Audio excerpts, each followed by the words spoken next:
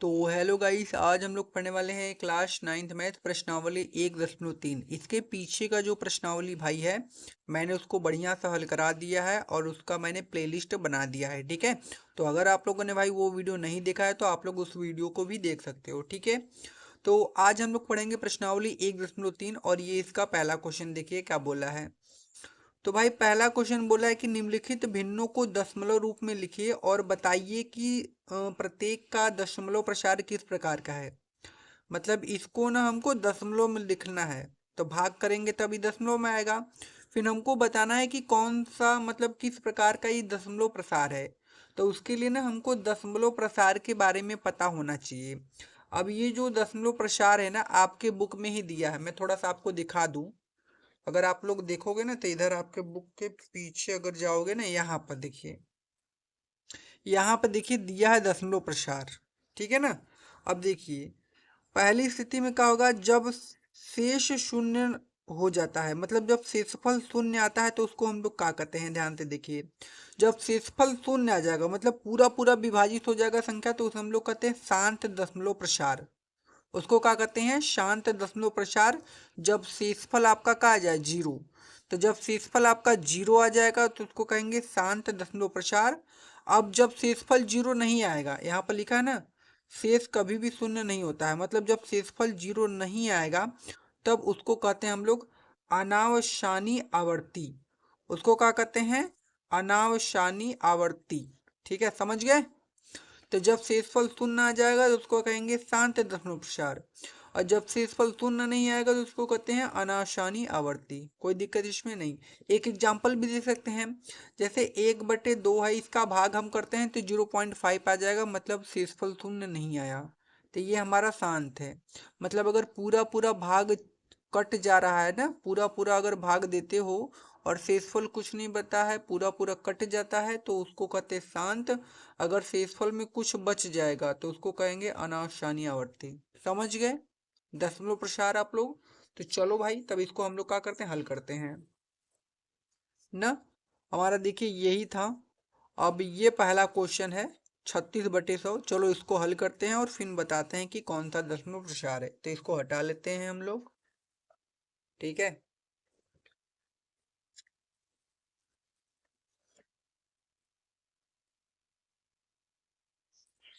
तो चलो हल करते हैं ना भाई।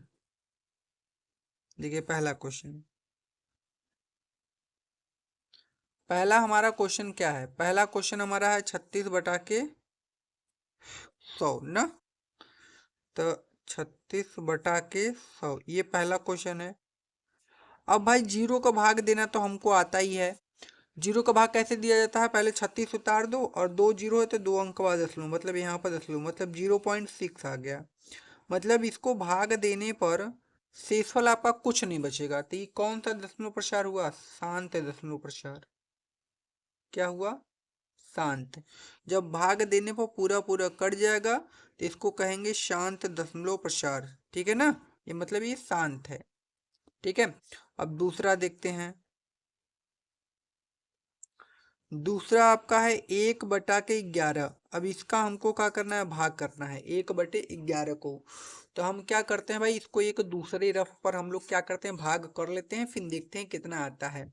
मतलब हमको क्या करना है कि 11 का 1 में भाग करना है। तो चलो भाग करते हैं और देखते हैं कि कितना आता है। ठीक है, तो हम क्या करेंगे, यहाँ पे 11 लिख लेंगे और इसका 1 में हमको क्या करना है, भाग करना है। तो सबसे पहले बात, भाग तो आपका जाएगा है नहीं, आप लोग भी जानते हो। तो यहाँ पर बढ़ाएंगे दशमलव और यहाँ पर बढ़ जाएगा आपका जीरो। अभी भी भाग नहीं जाएगा तो यहाँ पे एक बढ़ाएंगे जीरो और यहाँ पर भी एक जीरो। ठीक है, अब 11 नवा कितना होता है, 99। 11 नवा कितना होता है, 99। और ये 100 में से 99 जाएगा तो आपका एक आ जाएगा। ठीक, कोई दिक्कत नहीं। आपने दशमलव बढ़ाया है तो शून्य बढ़ा सकते हो यहाँ पर। अब देखो फिर भाग नहीं जाएगा तो आप क्या करोगे, यहाँ पर जीरो बढ़ाओगे, फिर यहाँ पे एक जीरो उतार दोगे। ठीक है, फिर 11 नवा 99। ठीक है, अब देखो फिर एक बढ़ जाएगा, एक बच जाएगा ना। और फिर आप दशमलव बढ़ाए हो तो जीरो बढ़ा सकते हो, फिर भाग नहीं जाएगा, फिर क्या करोगे, जीरो यहाँ बढ़ाओगे, फिर फिर यहाँ पर 0 बढ़ेगा, फिर 11 नवा 99। मतलब एक हमेशा आपका क्या होता जाएगा, ये बचता जाएगा। एक हमेशा आपका क्या होगा, ये बचता जाएगा। ठीक है, तो इसको लिखोगे कैसे, देखो यही आंसर आया है ना, जैसे 90 90 90 रिपीट होके आएगा, 90 90 90 बार बार। ठीक है, 0 9 0 ऐसे कर सकते हो आप। तो कहने का मतलब जब हम एक में 11 का भाग कर देंगे तो हमारा आएगा 0.09090909 डॉट डॉट डॉट डॉट ऐसे जाता रहेगा ना। मतलब ये हमारा क्या है भाई, शांत है नहीं, मतलब ये क्या है हमारा, अशांत आवर्ती है। जो मैंने पढ़ाया था अनावशानी आवर्ती, उसको हम अशांत भी कह सकते हैं ना, तो ये क्या है, अशांत है। अनावशानी आवर्ती को हम लोग क्या कर सकते हैं, अशांत या अनावशानी। ठीक है, कोनो दिक्कत नहीं ना, अशांत को ही हम लोग अनावशानी कहते हैं, तो इसमें घबराइएगा मत। ठीक है, अब देखिए तीसरा। तीसरा हमारा है क्या भाई, 4/1/8 है, इसको हल करना है। तो पहले था 8 × 4 = 32, 1 = 33, अब बटा के 8, मतलब 33 में 8 का क्या करना है, भाग करना पड़ेगा। तो चलो यहाँ पर कर लेते हैं 33 में 8 का भाग भाई। हमको 33 में 8 का भाग करना है ना, नहीं 8 में 33 का करना होगा ना, हाँ 8 में 33 का। यहाँ पर लिखते हैं 8, यहाँ पर 33 कितने बार में जाएगा भाई, तो आपका हो जाएगा 8 × 4 = 32, 4 बार में, और इधर 1 बच जाएगा, दशमलव बढ़ाएंगे 0 हो जाएगा। फिर कितने बार में जाएगा, फिर आपका होगा 8 × 8 ना।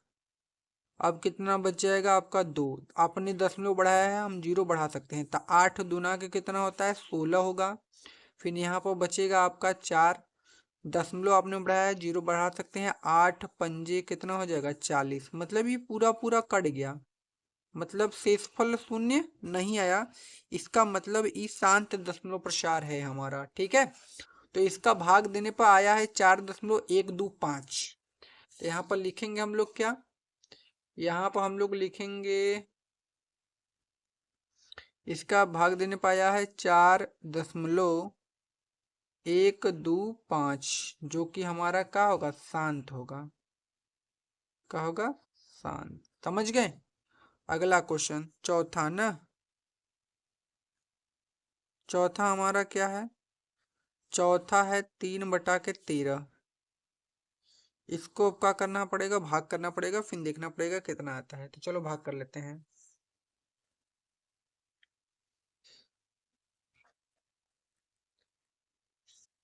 अब भाग करें भाई इसको, 13 में 3 का भाग करना है ना, यहाँ पर कर लेते हैं 13/3, यह ना जी, हाँ यह भाग करना है, तो चलो भाग करते हैं। अब क्या होगा देखते हैं, देखो पहले भाग तो जाएगा नहीं, तो यहाँ पर 0 पॉइंट ऐसे बढ़ा दो, पॉइंट मतलब ई 0 अपने से बढ़ा सकते हो ना, इसका कोनो मतलब नहीं होता, यहाँ से मतलब होता है दशमलव से, तो ये दशमलव बढ़ाओगे तो यहाँ बढ़ेगा 0 आपका। ठीक है, मतलब 30 हो गया, तो कितने बार में जाएगा, 13 दूना के 26, भाग तो आता ही होगा आपको। जब 30 में से 26 घटाओगे तो आपका आएगा 4, आपने दशमलव बढ़ाया है तो हम लोग 0 बढ़ा सकते हैं, 13 तो यहाँ कितना होगा भाई, 39। ठीक है, यहाँ से बचेगा कितना आपका, 1 बचेगा, हमने दशमलव बढ़ाया तो फिर 0 बढ़ जाएगा। अब भाग नहीं जाएगा तो यहाँ पर बढ़ाना पड़ेगा 0, फिर यहाँ पर भी हो जाएगा 0। ठीक है, अब 13 × 7 कितना होता है भाई आपका, 91 होता है, तो यहाँ पर लिखेंगे 13 × 7 कितना होता है, 91। तो 100 में से जब 91 हम घटाएंगे तो हमारे कितना आएगा, 9 आ जाएगा। दशमलव बढ़ा है, शून्य बढ़ा सकते हैं, अब ये हो गया 90। अब कितने बार में जाएगा, 13 छंग कितना होता है, 78, तो 6 बार में जाएगा, 13 × 78, मतलब यहाँ से बचेगा आपका कितना, 12 बच जाएगा ना, तो यहाँ पर हो जाएगा 12। अब फिर 0 बढ़ा सकते हैं, तब 120, 120 कितनी बार में कटेगा, 13 9 होता है 117, मतलब 9 बार में चला जाएगा तो 117। अब कितना बच गया, देखो 3। अब देखो फिर रिपीट चालू होगा। अब देखो फिर 13 में 3 का भाग देना है, और हमको यहाँ पर 13 में 3 का भाग ही देना था पहले ना। अब यहाँ से रिपीट होना स्टार्ट होगा। मैं फिर भी आपको दिखाऊंगा थोड़ा सा भाग करके। देखो फिर क्या करोगे, यहाँ पर आप क्या बढ़ाओगे, 0 बढ़ाओगे ना, तो फिर कितना होगा, 13 दूना के 26। देखो रिपीट यहाँ से होगा, 13 दूना के 26। 4 बचा, 0 बढ़ाओगे, 13 तिया 39 ना। 1 बचेगा, 0 बढ़ाओगे, फिर भाग नहीं जाएगा, फिर 0 बढ़ा के फिर भाग दोगे ना। फिर कितना होगा, 13 सत्ते 91। ठीक है ना, 13 सत्ते कितना होगा, 91। फिर कितना बचेगा, 9। तो भाग मत दो। अब अभी समझ जाओ कि रिपीट होगा यहाँ से ना, इसके बाद अब रिपीट होगा। 2 3 0 7, देखो 2 3 0 7, फिर 6, फिर 9। यह बार बार इतना जो संख्या है ना आपका, यह इतना रिपीट होगा बार बार। तो ये बार बार रिपीट हो रहा है, मतलब कुछ ना कुछ बच जा रहा है। तो मतलब ई का है आपका, अशांत है। तो यहाँ पर 13/3 को आप क्या लिखोगे, हाँ ये जो आपका बार बार रिपीट नहीं हो रहा है इसी को लिखोगे। यह 0.23076 इसको लिख दो। तो इसको आप लोग कैसे लिखोगे, लिखोगे 0.23076 और इस पे बार का से यह बार बार आ रहा था, तो इस पे बार लगा दो। रिपीट हो रहा था, अब बार लग गया। अब ई का है अशांत आवर्ती है, इसको हम लोग कहते हैं अशांत ना। मैंने आपको ऊपर बता दिया, ई का है अशांत है। ठीक है, इतना हो गया। अब आगे चलते हैं, अगला वाला देखते हैं क्या बोला है। अगला वाला है हमारा 2/11। अब इसको भाग करना पड़ेगा, फिर पता चलेगा कि ये क्या है भाई ना। तो हम क्या करते हैं, यहाँ पर मैं आपको भाग करके दिखा देता हूँ। 2/11 है, मतलब 11 में हमको 2 का क्या कर देना है, भाग कर देना है। ठीक है, अब मेरे भाई यहाँ पर हम लगाएंगे दशमलव, तो यहाँ पर बढ़ेगा 0। 11 एक कम कितना होता है, 11। बचेगा हमारा कितना, 9 ना। दशमलव हमने बढ़ाया तो 0 बढ़ा सकते हैं। 11 अट्ठे हो जाएगा 88। ठीक है, 88 बच जाएगा 2। फिर यहाँ पर 0 बढ़ा सकते हैं। 11 एक कम 11, फिर बच जाएगा 9। ठीक है, फिर 0 बढ़ाएंगे तो 11 अट्ठे 88 ना। फिर कितना बचेगा, 2 बच जाएगा। फिर 0 बढ़ा सकते हैं, फिर 11 कम 11, मतलब रिपीट होगा बार बार। ये 1 8 1 8, फिर 1 8 1 8 आता ही जाएगा। ठीक है ना, तो ये कटेगा नहीं। ठीक है ना, तो समझे ना, ये 1 8 1 8 आता ही जाएगा। फिर देखो यहाँ हमने 11 कम 11 किया, फिर ऐसे घटाएंगे तो वो मतलब रिपीट होता जाएगा बार बार। तो इसको हम लोग क्या लिखेंगे, इसको लिखेंगे 0. ना 18 पर बार भी लगा सकते हो ऐसे, बार 18 पर बार, मतलब 18 बार बार आएगा यह। और ई का है हमारा अशांत है, ई का है अशांत। ठीक है, अशांत है, अशांत है ना, शांत नहीं हो रहा है, क्या करें, कई पड़ाका मारे क्या इसको, कैसे शांत होगा यार, बताओ तो नहीं तो, है ना, शांत तो नहीं हो रहा है, का ही बताएं हम लोग इसको। अब देखो 329 अब बटा के 400 है। अच्छा ये शांत है कि अशांत, ये मैं आपको होमवर्क देता हूँ। इसको तुम लोग करके मुझे बताओगे बेटा, कि मैं कर दूं थोड़ा सा, मैं कर दूं। अच्छा देख लो, मैं थोड़ा सा बता देता हूँ, भाग कर लीजिएगा। जब आप इसका इसमें भाग करोगे ना, आपका आएगा 0.8225। मतलब ये क्या होगा, पूरा पूरा कट जाएगा, तो ये हो जाएगा शांत आपका। आप लोग भाग कर लीजिएगा इसका, ठीक है ना, कोनो दिक्कत नहीं होनी चाहिए। ठीक है, इसका तो भाग इतना तो आता ही होगा यार, भाग तो कर ही सकते हो ना। तो ये जो पहला क्वेश्चन था हम लोगों का भाई पूरा होता है। अब चलते अपने दूसरे वाले क्वेश्चन पर। देखिए यहाँ पर दूसरा हमारा क्वेश्चन भाई क्या है, दूसरा क्वेश्चन है कि आप जानते हैं कि 1/7 बराबर इतना होता है। मतलब 1/7 मतलब जब हम 7 का 1 में भाग करेंगे तो हमको इतना मिलेगा। तो हमको भाग नहीं करना, ही पहले ही बता दिया है कि जब आप 7 का 1 में भाग करोगे तो आपको इतना मिलेगा। वास्तव में लंबा भाग किए बिना क्या आप बता सकते हैं, इधर है, अब आप बता सकते हैं कि 2/7, 3/7, 4/7, 5/7 और 6/7 के दशमलव प्रसार क्या है? यदि हाँ तो कैसे? अब देखिए संकेत में कुछ हमको दिया है कि 1/7 का मान ज्ञात करते समय शेषफलों का अध्ययन सावधानी से कीजिए। तो भाई हम लोग कर लेंगे सावधानी से, कोई दिक्कत नहीं है। तो इन सभी का वैल्यू हमको निकालना है, तो चलो मैं निकाल देता हूँ, फिर मैं आपको बताता हूँ कैसे निकलेगा थोड़ा सा। तो इसको क्या करते हैं, हटाते हैं,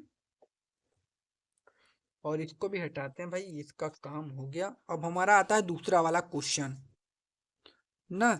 ये हमारा क्वेश्चन नंबर कौन सा भाई, दूसरा। दूसरे में हमको क्या दिया है, पहले तो 1/7 का वैल्यू दिया होगा आपको जी, कितना दिया है उसको लिख लीजिए। तो दिया 0.14 न 2857 पर बार, मतलब यह बार बार आपका रिपीट होगा, ठीक है। ये हमको दिया है। उसके बाद हमको वैल्यू किसका निकालना है, हमको निकालना है 2/7 का वैल्यू। पहले 2/7 का ही निकाल लेते हैं, वैसे निकालना है 2/7, 3/7, 4/7, 5/7, तो 2/7। अब देखो ये 2/7 है ना, तो इसको हम लिखेंगे 2 गुणे के 1/7, ऐसे लिख सकते हैं। तो आपको हो गया हाँ सर, क्योंकि जब हम दो में 1/7 का गुणा करेंगे तो ये 2/7 मिलेगा, ठीक है। अब इसको देखो क्या लिख सकते हैं, इसको लिखेंगे 2 गुणे में 1/7 का मान देखो ये ऊपर आ दिया है, लिख लो इसको। तो लिखोगे 0.14285 बस, इसका इसमें गुणा करके लिख दो, आंसर आपका आ जाएगा। तो गुणा कैसे करेंगे, 2×7=14 के 4, हाथ में आ जाएगा आपका 1, मतलब ठीक है।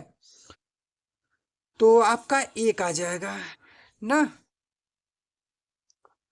2 का जब 7 में गुणा करोगे तो 14, 14 के 4 हाथ में आ जाएगा 1, फिर 5 दूना के 10, 10 1 11 हाथ में 1, 8 दूना के 16, 1 17 के 7 हाथ में आ जाएगा 1, 2 दूना के 4 1 5, 4 दूना के 8, 2 1 कम 2 ना। अब यहाँ पर लग जाएगा 0, मतलब यही वाला आंसर, ठीक है ना। तो जब आप इसका इसमें गुणा करोगे तो आपको यह संख्या मिलेगा, मतलब पहले का आंसर ये हो जाएगा। तो आपको सब ऐसे ही करना है। अब जैसे मान लीजिए आपका आ गया 3/7, तो इसको कैसे करेंगे, करना कुछ नहीं है, ये 3/7 है तो इस 3/7 को लिखेंगे 3 गुणे 1/7 ना। अब 3 गुणे 1/7 है तो इसको हम लिखेंगे 3 गुणे 1/7 का मान आपको पता है वह है 0.142857, ठीक है। तो जब हम क्या करेंगे, जब हम 3 में इसका गुणा कर देंगे ना तो हमको कितना मिलेगा, तो जब हम 3 में इसका गुणा करेंगे तो आपका हमको मिलेगा 0.42 ना 8571, ये हमको मिलेगा गुणा करने पर। अब आप कहोगे ये कैसे, तो ये कर सकते हो आप ना भाई, देखिए 0.14 ना 2857 है, उसमें 3 का आपको गुणा करना है, कर लीजिए। देखिए 7 त्रिक 21 के 1 हाथ में आया 2, 5 3 15, 15 2 17 के 7 हाथ में आया 1, 8 त्रिक 24 1 25 के 5 हाथ में आया 2, 3 दूना के 6 2 8 ना, 4 3 12, 12 के 2 हाथ में ले, 3 एकम 3 1 4 और 0 लगा दीजिए, देखिए आ गया वही ना। तो ऐसे आप लोग कर सकते हो। तो ये इसका 3/7 का, अब 4/7 का भी निकाल लें, यहाँ पर लिखेंगे 4/7। तो 4/7 को भी हम लोग का लिखेंगे 4 और गुणे में 1/7 ना, फिर यहाँ पर कैसे होगा 4 गुणे 1/7 का वैल्यू कितना है 0.142857। तो बस करना कुछ नहीं, 4 का इसी में आपको गुणा कर देना है।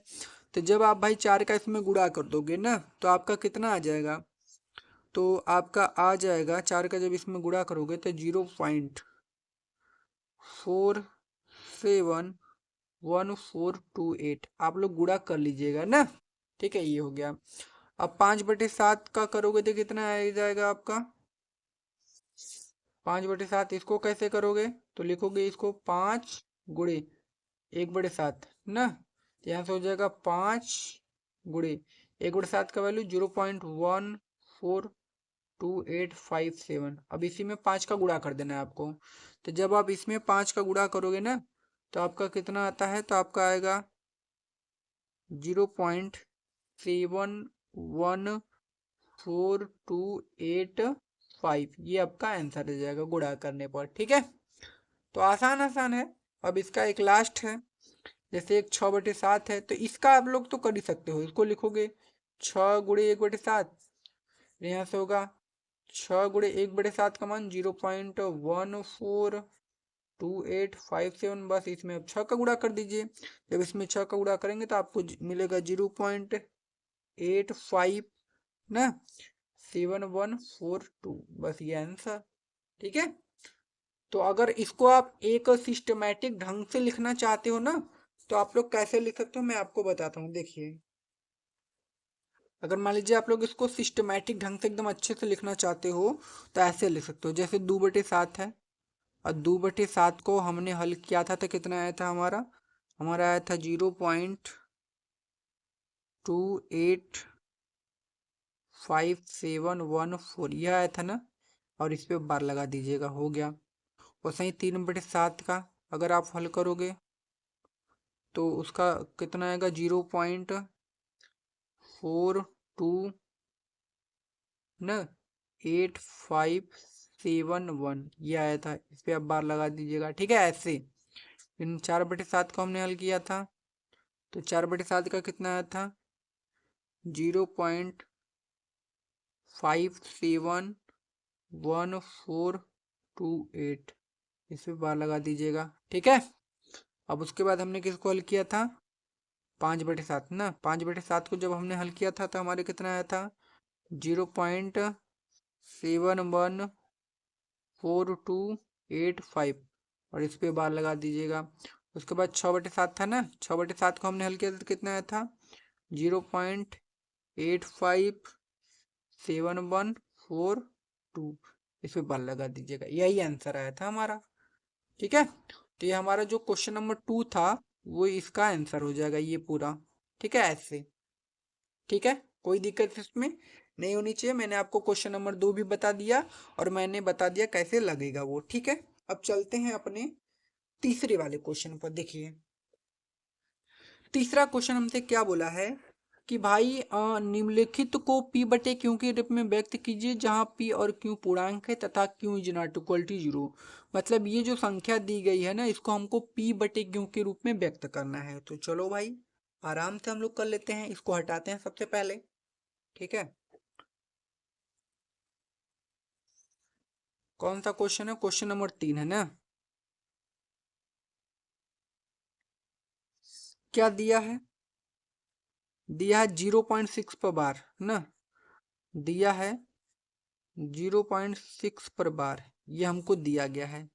तो हम लोग मान लेंगे कि माना, ठीक है, ऐसे माना, माना यक्स बराबर 0.6 पर बार। ठीक है, ये बार है मतलब ये आगे जाता रहेगा। इसको मान लेंगे समीकरण नंबर 1 मान लें, एक है ना माने जी, हाँ जी एक मान लीजिए। चलो इसको 1 मान लेते हैं ना। अब क्या करेंगे, इसी में हम 10 का गुणा करेंगे। ठीक है, इसी में तो लिखेंगे दोनों, इतना करने के बाद 10 का गुणा दोनों पक्षों में, दोनों पक्षों में 10 से 10 से गुणा करने पर, गुणा करने पर। अब जब इसमें गुणा करेंगे तो जब इसमें 10 का गुणा करेंगे तो 10 यक्स होगा। अच्छा एक बात और 0.6 पर बार है ना, इसका मतलब ये है, देखो ये इससे है 0.666 ऐसे ही जाता रहेगा। ठीक है, बार का मतलब ऐसे जाता रहेगा। तो मेरे भाई अगर मैं इसमें 10 का गुणा कर दूं तो ये जो दशमलव नहीं है यहाँ पर आ जाएगा बस। तो ये जो दशमलव है ना ये आगे चला जाएगा तो मतलब इसका आंसर आएगा 6.6 पर बार। अभी 6 आगे जाता रहेगा। ठीक है, इसको मानेंगे समीकरण नंबर 2। ठीक है, अब हम क्या करेंगे कि समीकरण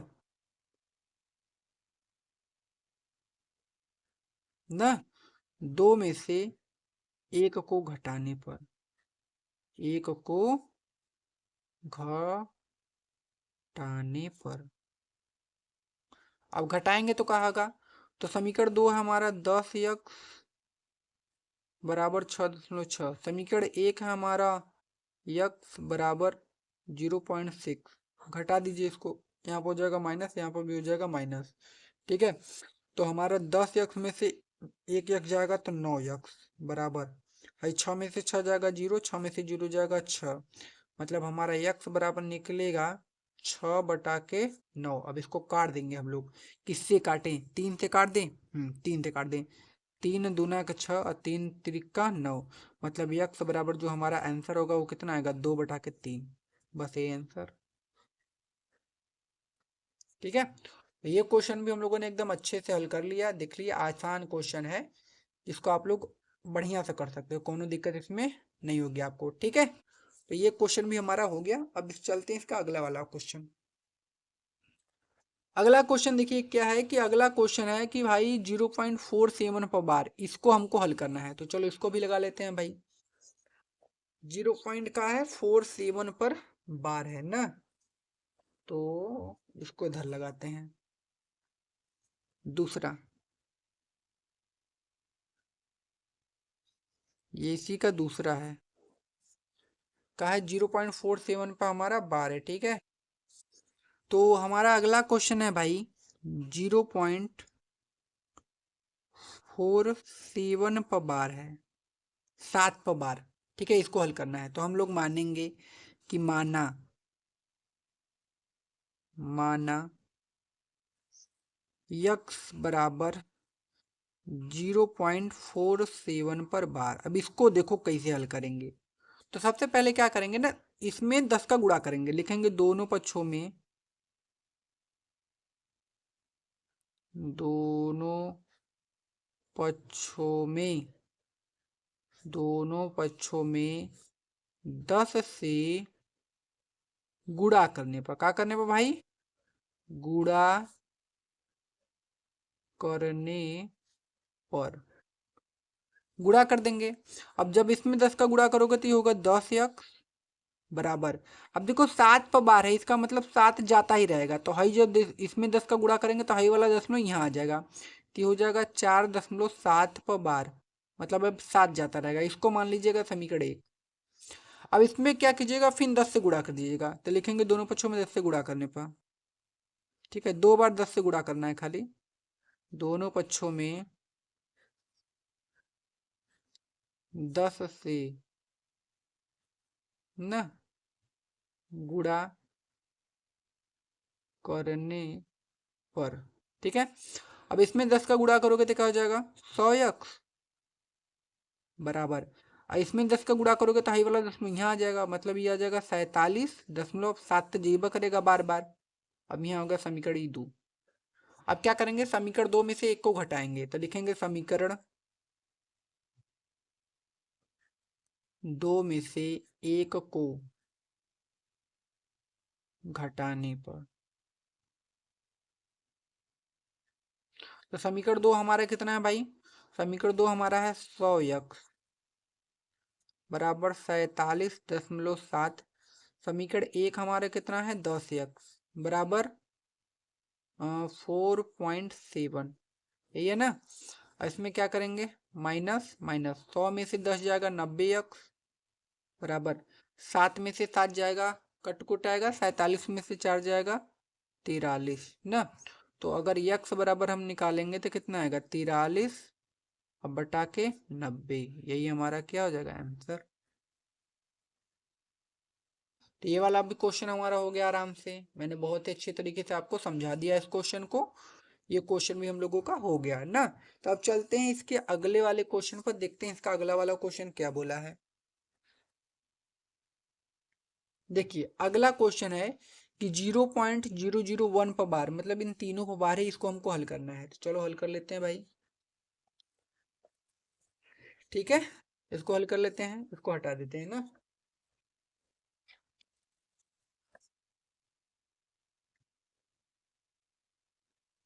और ये इसका तीसरा है। ठीक है, तीसरा हमारा कितना है 0.001 001 पर बार है, तो हम क्या करेंगे, मानेंगे कि माना माना माना यक्स बराबर 0.001 पर बार। ठीक है, इसको मान लेंगे समीकरण एक। इसको क्या मान लेंगे, समीकरण एक। दोनों पक्षों में अब क्या करेंगे ना, देखो 3 अंक पर दशमलव है ना, तो 1000 से गुणा कर दो। क्या कर दो, गुणा 1000 से। तो लिखोगे दोनों पक्षों में 1000 से गुणा करने पर।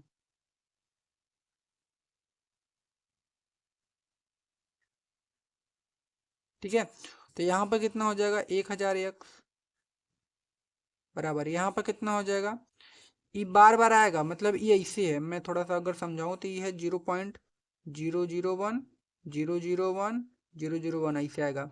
अभी 3 अंक बाद है तो 1000 का गुणा करूंगा, दशमलव यहाँ लग जाएगा, मतलब बचेगा खाली एक। मतलब ये आएगा, आपको पता है कितना आएगा, 1.001 पर बार, ऐसे बार बार आएगा। इसको मानेंगे समीकरण दो। ठीक है, अब क्या करेंगे कि समीकरण दो में से एक को घटा लेंगे। लिखेंगे समीकरण दो में से एक को घटाने पर, घटा दो। तो समीकरण दो है 1000 एक्स बराबर 1.001 ना, और समीकरण दो हमारा कितना है, यक्स बराबर 0.001 यह है। तो घटा दीजिए, 1000 एक्स में से खाली एक्स जाएगा तो 999 एक्स बराबर, ये 0.01 से 0.01 खत्म, एक में से जीरो जाएगा, खाली एक आएगा ना। तो यक्स बराबर निकालोगे तो हमारा कितना आ जाएगा, 1/999। ठीक है, यही हमारा क्या हो जाएगा, आंसर। इसका भी आंसर हम लोगों ने निकाल दिया, आसान क्वेश्चन था। ठीक है, अब चलते हैं अपने अगले वाले क्वेश्चन पर, देखते हैं अगला वाला क्वेश्चन क्या बोला है। देखिए अगला जो क्वेश्चन हमारा है, बोला है कि 0.0 कै बार नो है, कई बार है ना, 0.9999 को पी बटे क्यू के रूप में व्यक्त कीजिए। क्या इसे आप अपने उत्तर से आश्चर्यचकित है? अपने अध्यापक और कक्षा के सहयोगियों के साथ उत्तर की सार्थकता पर चर्चा कीजिए। मतलब इसको हमको पी बटे क्यू के रूप में व्यक्त करना है। चलो इसको लिख के मैं आपको व्यक्त करना बताता हूँ।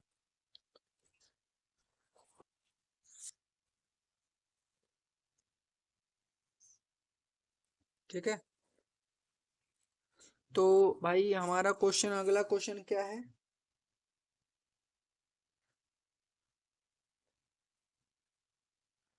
अगला क्वेश्चन है, क्वेश्चन नंबर कौन सा, 4 है ना, हाँ क्वेश्चन नंबर हमारा कौन सा है, 4 है। इसी को हमको हल करना है। ठीक है, ठीक है, तो क्वेश्चन नंबर 4 है 0.99999 कई थे नौ और फिर डॉट डॉट डॉट है। इसको हम ऐसे भी लिख सकते हैं 0.9 पर बार, ये जो 9 है यह बार बार आएगा। ठीक है, तो हम मान लेंगे कि माना, ठीक है, माना यक्स बराबर 0.9 पर बार, इसको मान लेंगे समीकरण एक। ठीक है, अब क्या करेंगे, दोनों पक्षों में 10 से गुणा, तो लिखेंगे दोनों पक्षों में 10 से गुणा करने पर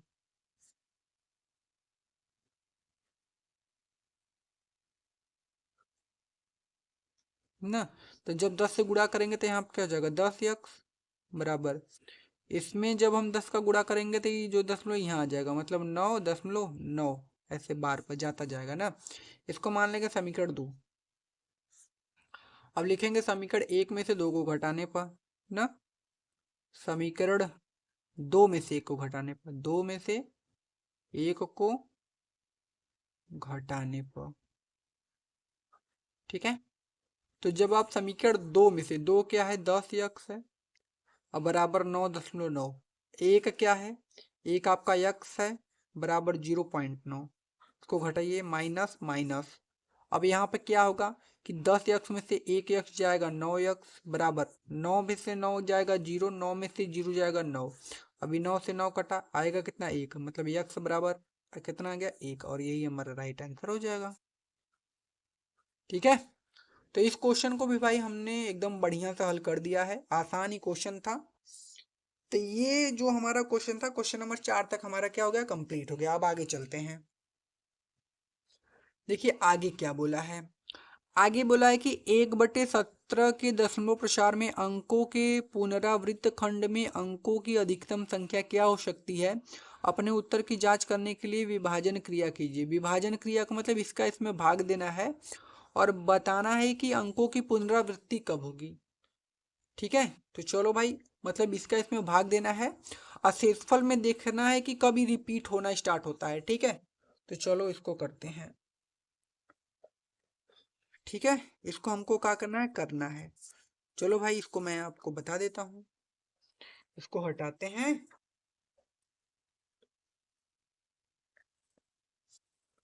अब कौन सा है, क्वेश्चन नंबर 5। क्वेश्चन नंबर 5 हमारा है 1/17 ना। हाँ, 1/17 था, हाँ जी यही है, 1/17 ही है। 1 क्या है, 17 ही है। अब इसको भाग करना है, तो 17 में 1 का भाग करेंगे ना। तो पहली बात तो भैया भाग जाएगा है नहीं, 0 मतलब यहाँ पर बढ़ेगा पॉइंट, तब वो भाग जाएगा है नहीं। फिर यहाँ पर 0 बढ़ाएंगे, यहाँ पर भी 0। ठीक है, 17 पचे आपका होता है 85, 5 बार में चला जाएगा, आ जाएगा 15 यहाँ से। ठीक है, घटाने पर अब दशमलव हमने बढ़ाया तो 0 बढ़ा सकते हैं, मतलब हो गया 150। अब कितने बार में जाएगा, 17 अठे कितना होता है, 136 होता है। तो यहाँ पर 136, अब 150 में से 136 अगर आप घटा दोगे तो आपका 14 आएगा। तो यहाँ पर आपका कितना आ जाएगा, 14। ठीक है, अब 0 हम बढ़ा सकते हैं, फिर 17 अठे 136 होगा ना, 17 अठे कितना होगा, 136। ठीक है, तो 140 में से जब 136 आप घटाओगे तो आपका कितना आ जाएगा, 140 में से 36, 136 घटाओगे तो आपका 4 आएगा। लेकिन आप फिर क्या 0 बढ़ा सकते हो यहाँ पर। ठीक है, अब देखो इसको कैसे करोगे, 40 आ गया तो भाई 17 के 17, 17 दूना 34, मतलब 2 बार में जाएगा, ये ना जी। यहाँ पर हो जाएगा 34। तो जब 40 में से 34 घटाओगे तो आपका कितना आ जाएगा, 6 आ जाएगा यहाँ पर। यहाँ पर 0 बढ़ा लोगे, 17 तिया होता है 51, कितने बार में जाएगा, 3 बार में। 17 तिया आपका कितना आ जाएगा, 51। अब देखिए अगर 60 में से 51 जाएगा तो आपका 9 आएगा। अब 0 बढ़ाएंगे तो 90 हो जाएगा। अब कितने बार में जाएगा, 17 तिया 51, अब 17 पचे 85, मतलब 5 बार में, मतलब यहाँ पर लिखेंगे 5। 17 पचे 85। अब यहाँ 90 में से 85 जाएगा तो आएगा 5। फिर यहाँ पर क्या होगा, यहाँ पर हो जाएगा आपका 0 बढ़ा देंगे तो 50। अब ऊपर भाग देते हैं इधर ना, थोड़ा सा आपको दिखे भी। 50 से 50 में भाग करना है अब हमको। तो 17 दूना के 34, 2 बार में जाएगा ना। तो 17 दूना के कितना हो जाएगा, 34। अगर 50 में से 34 अगर हम निकाल देते कितना आना चाहिए हमारा, 16 आना चाहिए, 16 आ जाएगा। फिर 0 बढ़ाएंगे 160 हो गया। अब कितने बार में जाएगा भाई, 17 नवैया 153। हाँ, 17 नवैया 153। तो जब 160 में से 153 घटाओगे तो आपका आएगा 7, 7 आएगा, 0 बढ़ जाएगा। 17 चौका 68 ना। देखो हमको एक लाना है, अगर ये एक आ गया जिसमें हम भाग दिए थे तो मतलब फिर से रिपीट होना स्टार्ट होगा। तो कितना बचेगा, 2, फिर 0 बढ़ाएंगे, 17 एकम 17 ना। 17 एकम कितना हो जाएगा, 17, फिर कितना होगा 3, 0 बढ़ाएंगे 30, 17 एकम 17 ना। 17 एकम कितना हो जाएगा, 17 आपका। यहाँ पर कितना आ जाएगा भाई, 13। फिर यहाँ पे 130, कितने बार में जाएगा, 17 साते कितना होता है, 119।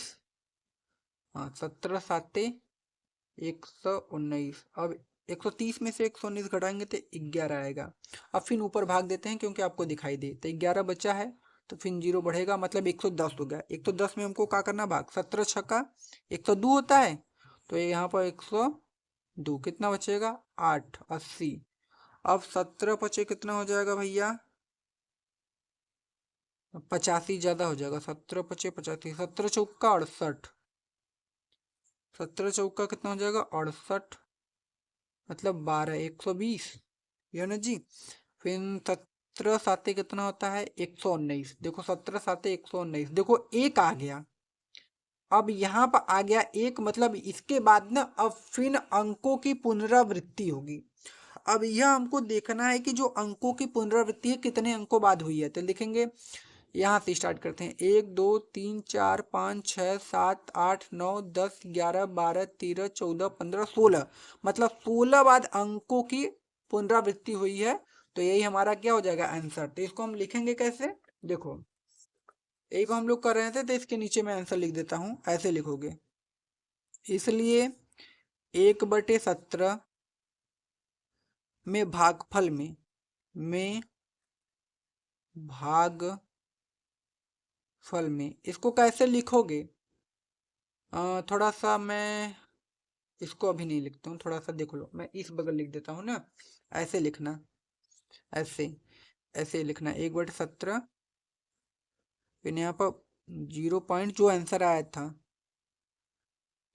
0.05 लिख दिया, फिर कितना आया था 88 ना, फिर 23 आया था, फिर कितना आया था 52, फिर आपका कितना आया था 94, फिर 117647, ये आया था ना आपका, मतलब इतना आया था। अब इसको कैसे लिखोगे, तो लिखोगे चूंकि 1/17 ना में भागफल में, अब इस पे बार भी लगा देना क्योंकि रिपीट होगा भाई, बार बार आएगा ना, में अंकों की ना अधिकतम, अंकों की अधिकतम संख्या 16 है। बस यही आंसर हमारा, ठीक है। में जो अंकों की अधिकतम संख्या है वो कितना है 16 है, बस इसी पर छोड़ देना, यही हमारे क्या हो जाएगा राइट आंसर, ठीक है। अगला क्वेश्चन, क्वेश्चन नंबर 5 तो हो गया। अच्छा देखो, बोला है कि p बटे क्यू के रूप की परिमेय संख्या के अनेक उदाहरण, मतलब हमको p बटे क्यू के रूप की जो संख्या है ना उसके अनेक उदाहरण लेने हैं, जहां p और q पूर्णांक है जिसका एक के अतिरिक्त अन्य कोई उभयनिष्ठ गुणनखंड नहीं है, मतलब HCF मश एक आना चाहिए, और जिनका शांत दशमलव निरूपण है। क्या यह अनुमान लगा सकते हैं कि q को कौन सा गुणज अवश्य संतुष्ट करना चाहिए। अब मतलब हमको ना इसमें करना क्या है कि हमको p बटे क्यू के मतलब बटे में हमको संख्या लेनी है, और जिसका शांत दशमलव निरूपण हो। तो देखो उसको लोगे कैसे आप, क्वेश्चन नंबर 6 में बटे में आपको संख्या लेनी है, तो कोई भी संख्या आप नहीं ले सकते हैं, आपको बटे में ऐसी संख्या लेनी है ना जिसके हर में 2 का गुणज हो, जैसे 1/2 ले लो, इसमें 2 आ गया, 2 आए या तो 5, ठीक है, या तो 2 या तो 5। अब 7/8 ले लो, अब देखो इसमें भी 2 आएगा क्योंकि ये खाली दुआ से कटेगा, जैसे 4 8 को हम 2 गुणे 2 गुणे 2 3 बार लिख सकते हैं ना। जब भी शांत दशमलव में आपको बोले लिखने के लिए आपको यह दिमाग लगाना है कि जब भी हम बटे में लिखे तो बटे में हमारा या तो 2 आ जाए या तो 5 आ जाए या तो 2 गुणे 5, इन दोनों में से कोई आ जाए, ठीक है। 2 कई ठे रहेगा चलेगा, 5 भी कई ठे रहेगा चलेगा, ठीक है, लेकिन या तो 2 या तो 5 आना चाहिए बस। अब 7/8 हो गया, अब जिससे 7/16 भी हो जाएगा ना, ऐसे लिख सकते हो आप। 11/25 हो जाएगा बस, ठीक है। तो लिखोगे 1/2 7/8 7/16 और 11/25, ऐसे लिख देना, थोड़ा सा अच्छा हो जाएगा। आदि हो सकती है, क्या हो सकती है शांत दशमलव निरूपण ना, हो सकती है जिनका जिनका शांत दशमलव निरूपण होता है, जिनका दशमलव जिनका दशमलव निरूपण होता है, शांत दशमलव निरूपण होता है, ऐसे लिखना है आपको। ये शांत है, ठीक है।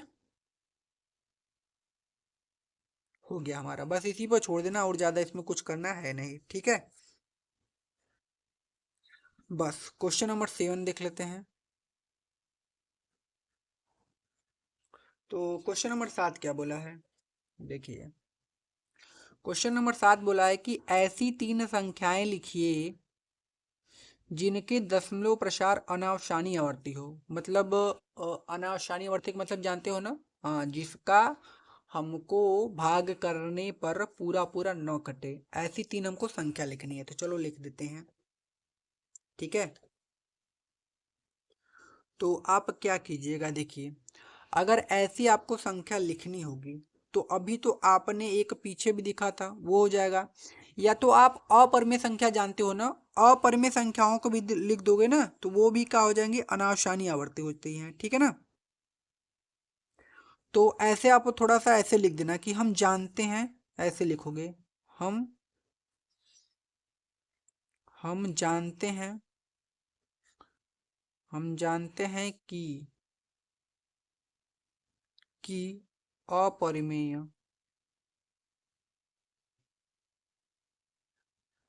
अपरिमेय संख्याओं का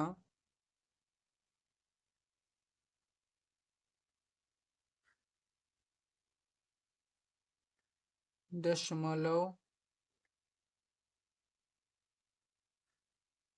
प्रसार, अगर दशमलव प्रसार अनावशानी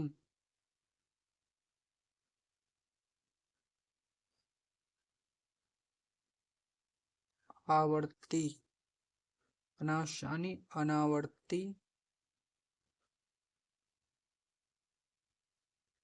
होता है, ठीक है। तो मतलब हमको अपरिमेय संख्या भी लिख देंगे ना, तो वो अनावशानी आवर्ती में ही आता है। तो अपरिमेय संख्या आप लोग जानते हो ना, जैसे रूट में 2 हो गया और रूट में 3 हो गया, ये सब का है अपरिमेय संख्या जिनका वर्गमूल ना निकले। रूट में 5 हो गया, कितना लिखना था भाई, 3 लिखना था, हाँ 3। तो ये 3 आंसर हो जाएंगे, बस। आसान है भाई, ठीक है ना, इसमें कोनो दिक्कत नहीं होनी चाहिए। तो यही 3 आपके क्या हो जाएंगे, आंसर। तो यही तीनों को आपको क्या करना है, लिख देना है, यही 3 आपके आंसर, ठीक है। अगला क्वेश्चन देखते हैं। कौन सा क्वेश्चन है, क्वेश्चन नंबर 8 होगा कि परिमेय संख्या 5/7 और 9/11 के बीच की 3 अलग अलग अपरिमेय संख्या लिखिए। मतलब इसके बीच में 3 टे हमको अलग अलग अपरिमेय संख्या लिखनी है। चलो तो इसको लिख लेते हैं भाई। तो सबसे पहले हम क्या करेंगे, एक काम करना पड़ेगा आपको। वो काम क्या है भाई, वो काम ये है कि क्वेश्चन नंबर ये आपका है 8, क्वेश्चन नंबर 8, और क्वेश्चन में बोला है कि 5/7 और 9/11, इसके बीच में हमको संख्या लिखनी है ना, 3 अलग अलग। तो करना क्या है, सबसे पहले आपको कि 5/7 न और 9/11 को आपको भाग करना पड़ेगा। तो मैं भाग कर दूं थोड़ा सा, यहाँ पर एक खाली पेज ले लेता हूँ भाग करने के लिए ना, यहाँ पर भाग कर देता हूँ इसका। 7 का 5 में भाग करना है ना जी। तो यहाँ पर क्या हो जाएगा, भाग तो नहीं जाएगा, दशमलव बढ़ाएंगे, 0, 7×7 = 49 ना, फिर कितना आ जाएगा, 1 आएगा। सबसे पहले भाग कीजिए, इन दोनों को भाग सबसे पहले करना है आपको, ठीक है। तो भाग करने के बाद इसके बीच में जो संख्या आएगा वो लिख देंगे। तो यहाँ पर कितना हो जाएगा, 1 ना। अब 10 में बढ़ा 0 बढ़ा सकते हैं, 7×1 = 7, 3 आ जाएगा ना, 0 बढ़ा सकते हैं। फिर 7×3 = 21, 7×4 = 28 आ जाएगा, 2 बच जाएगा, 20 हो जाएगा। फिर 7×2 = 14, 7×2 = 14, 6 हो जाएगा, मतलब 60। फिर 7×8 = 56, फिर कितना होगा, फिर 4 हो जाएगा 40 ना, 56, 7 बचे 35। अब देखो फिर 5 बच जाएगा ना, तो यही 5 आ गया फिर ना, अब रिपीट होगा। अब क्या होगा, रिपीट होगा, मतलब यही संख्या बार बार आएगी, इस पे आप बार लगा दो, यही संख्या बार बार आएगी। मतलब जब हम 5/7 का भाग करते हैं तो हमको ये मिलता है, 9/11 का भी कर लेते हैं इधर, 11 में 9 का भाग करना है, दशमलव बढ़ा के 0, 11×8 = 88, 11×8 = 88, कितना बचेगा 2, 0 बढ़ा दो, 11 एकम 11, कितना बचा देखो 9, देखो 9 में भाग करना था ना, 11 का 9 में भाग करना था, 9 आ गया, मतलब यह बार बार रिपीट होगा, मतलब 8 1 पर बार है इस पे, ठीक है। तो आप समझ गए ना, बस इन्हीं दोनों को लिख दो। तो आप क्या करोगे कि भाई जब हम 5/7 है, इसको जब हम भाग करते हैं तो हमारा आता है, कितना आता है, 0.714285, यही आता भाग देने पर, और इस पे बार लगा दो। और जब हम 9 बटे क्या करते हैं, 9/11 इसका भाग करते हैं, तो ये 0.81 पर बार, मतलब 818181 इसे आता है, ये आता जाता है, बार का मतलब बार बार आएगा ही है, ठीक है ना। अब देखो इन्हीं दोनों के बीच का हमको ना 3 थे कौन संख्या लिखना है, अपरिमेय ना, हाँ इन्हीं दोनों के बीच का हमको 3 अपरिमेय संख्या लिखना है। तो चलो पहला पहला यहाँ पर लिखते हैं। अब देखो ई देखो ये 7 1, इसको 71 मानो, इसको 81 मानो, तो आपको दिमाग में ही बैठाना है कि हमको 71 और 81 के बीच का परिमेय संख्या लिखना है। तो देखिए 71 के बाद क्या आता है, 72 आता है, 73, ऐसे आप करके लिख सकते हो। तो ऐसे लिख दो, मान लो कि आपको 3 लिखना है ना, तो 75 लिख लो, मतलब 0.75 ऐसे ना, अलग अलग लिखना है, जैसे मान लो कि पहले 0.0 लिख लो, फिर 7500 लिख लेना, फिर 7500, मतलब अलग अलग हमेशा आना चाहिए, तब वो ऊपर में संख्या होगा, नहीं तो नहीं होगा, ठीक है ना। फिर 75, अब 4 0 बना लो, ठीक है। तो बस इसी पे क्या करना, छोड़ देना, ऐसे ही जाता रहेगा, एक ही होगा पहला। अब दूसरा लिखना है आपको इसके बीच का संख्या, तो 7 5 लिख लिया, 7 6 लिख लिए, 0.760, फिर 7600, फिर 7600, फिर 7660, बस ऐसे जाता रहेगा, ठीक है। अब तीसरा लिखना है इसके बीच का, तो कैसे लिखोगे, फिर 0.80, फिर 800, फिर 8000, फिर 840 ना, फिर 850, ऐसे ही जाता रहेगा, छोड़ देना बस। इसके इसके बीच में ये हमारी संख्या हो गई, ठीक है ना। तो यह हमको लिखना था, और यही हमारे इसके क्या हो जाएंगे, राइट आंसर। समझ के कैसे करना है ना, आसान क्वेश्चन था जिसको मैंने आपको बता दिया। चलो अभी ये देखो, अब लास्ट हमारा एक क्वेश्चन है, क्वेश्चन नंबर भाई 9। बताइए कि निम्नलिखित में से कौन सी संख्या अपरिमेय है, कौन कौन संख्या परिमेय है। तो सबसे पहले आपको परिमेय और अपरिमेय समझना होगा, तो मैं थोड़ा सा समझा देता हूँ कि परिमेय और अपरिमेय क्या होता है ना, थोड़ा सा इधर। तो सबसे पहले समझते हैं परिमेय संख्या।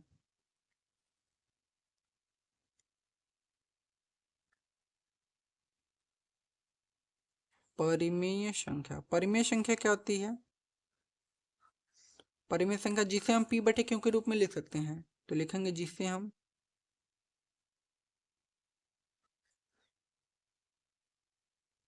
p/q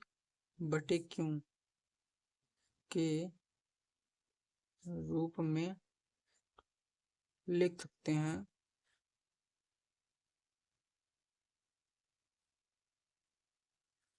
लेकिन q is not equal to 0 हो, उससे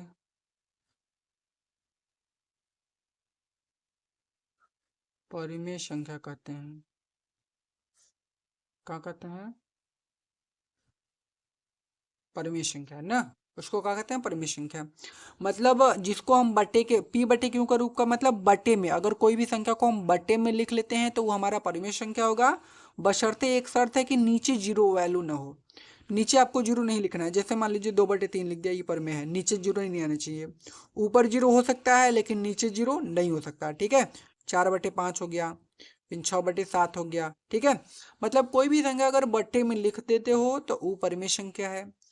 और अगर मान लीजिए आपने ऐसे लिखा 0 1 2 3 4 5 6, तो ये सब भी क्या है, परिमेय संख्या है। क्यों? क्योंकि इसके नीचे एक मानेंगे तो इहो बट्टे में हो जाएगा, ठीक है। समझ गए, ये सब भी परिमेय संख्या है। और परिमेय संख्या ना रूट में भी आता है, तो जिसका वर्गमूल निकलेगा वो सब परिमेय संख्या। जैसे रूट में 4, रूट में 9, रूट में 16, रूट में 25 ना, रूट में 36, ये सब का है परिमेय संख्या। क्यों? क्योंकि इसका वर्गमूल निकल सकता है। अब कैसे निकलेगा देखो, रूट में 4 ही है ना, तो इस रूट में 4 को हम लोग लिख सकते हैं 2 का स्क्वायर, तो इसे लिखेंगे 2 का स्क्वायर। स्क्वायर से रूट खत्म, आया कितना, 2। अब भैया हमने पढ़ा था यहाँ पर कि 2 परिमेय संख्या है, तो भाई जो रूट 4 लिखा है ना, ये रूट 4 नहीं है, इनडायरेक्टली ये 2 लिखा है। कितना लिखा है, 2। तो हमने पढ़ा था कि 2 का है, परिमेय संख्या है। और ये रूट 9 है ना, ये रूट 9 नहीं लिखा है, ये इनडायरेक्टली 3 लिखा है, ये 4 लिखा है, ये 5 6 है। समझ गया ना। तो अगर रूट में आएगा तो जिसका वर्गमूल निकल जाएगा वो परिमेय संख्या, जिसका नहीं निकल पाएगा वो अपरिमेय संख्या। समझ गई बात। अब देखो, अब अपरिमेय देखो,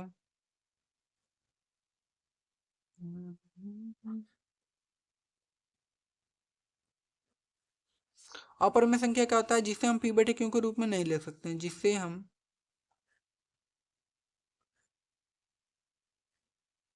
पी बटे क्यू के रूप में नहीं लिख सकते, उसे हम